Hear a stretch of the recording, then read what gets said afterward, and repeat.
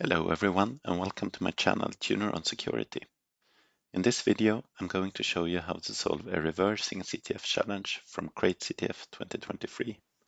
The challenge is called Kokbok, which is the Swedish word for cookbook. I've summarized the most important information about the challenge on this slide. The task is to reverse a digital cookbook in order to find a flag. You'll find a link to the challenge in the video description below. Let's jump into the challenge. Here's this challenge. So it reads, news, digital cookbook, perfect for you. Now with more new recipes. And then we have two different files here. One called recept, which means recipe. And then we also have a Docker file. Let's try and build the Docker image.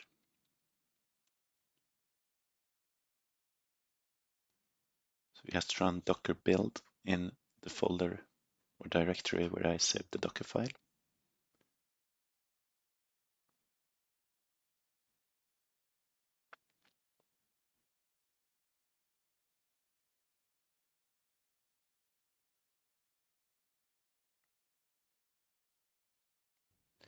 There we go.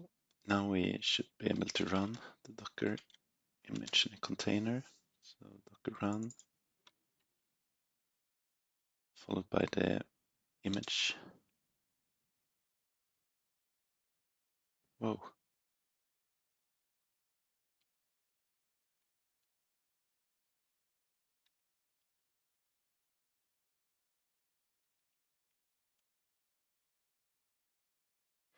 Let's try and just execute the executable directly instead.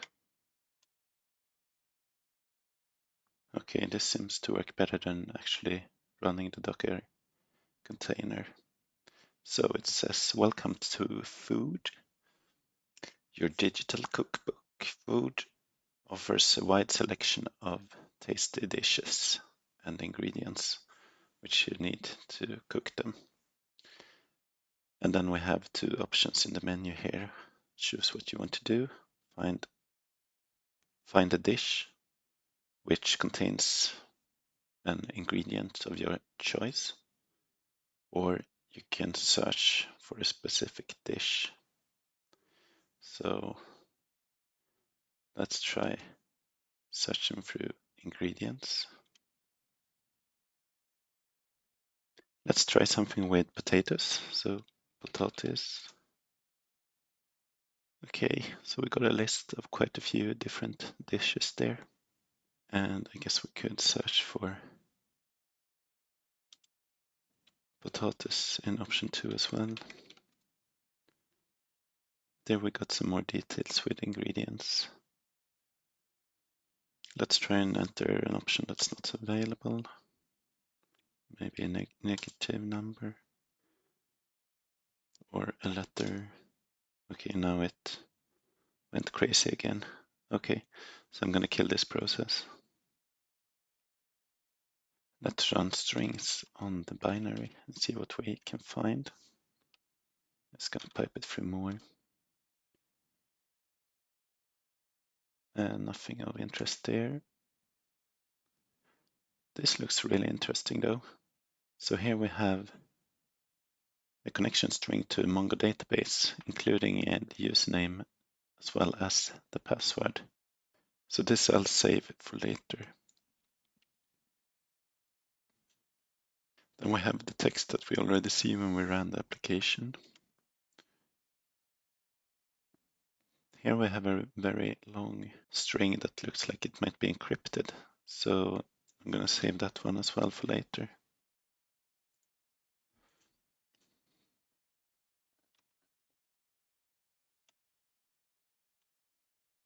And I guess that's pretty much it. So let's fire up the Mongo shell and see if we can connect to this MongoDB. I'll run a Dockerized MongoDB and I'll start the bash shell within it. So docker run and then the Docker image and bash. So now I'm in the Mongo shell. Let's try and connect. So the command to do this is mongo sh -- and followed by the connection string. And that worked perfectly fine. So now we're logged on to this database. Now we can see Kokbok. And Kokbok is the name of the database. So let's see if we have any other databases in here. So show databases. No, it's only the Kokbok one. So let's continue exploring that one. The next thing we can do is to try and list the collections available in this database. So the command for that is db get collection names. This looks interesting. So we have recept, which means recipe. And then we have hemliga recept, which means secret recipe or recipes. So let's try and check out this hemliga recept. So I'm going to write db.hemliga recept and then just call the find method on it. Here we have something. So this one says smaskig flagga, which means tasty flag. This looks very promising. And I think this is something that this has something with encryption to do. As you see, we have CFB and we have a key and also an initialization vector. So we're probably supposed to decrypt something. So I'm going to save all of this as well.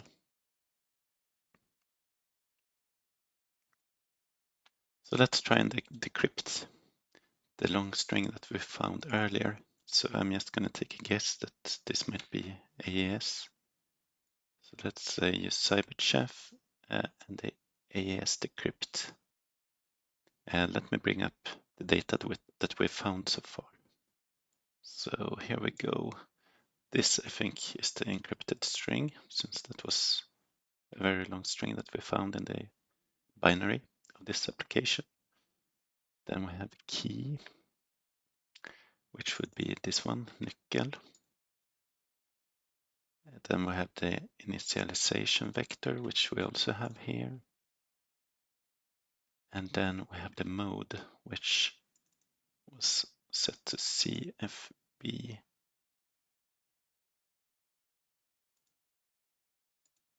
And there we go. Here we have our flag.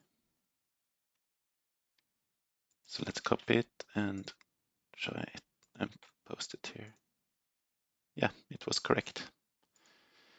Okay, that's all for this CTF challenge. Thanks for watching. I see you next time.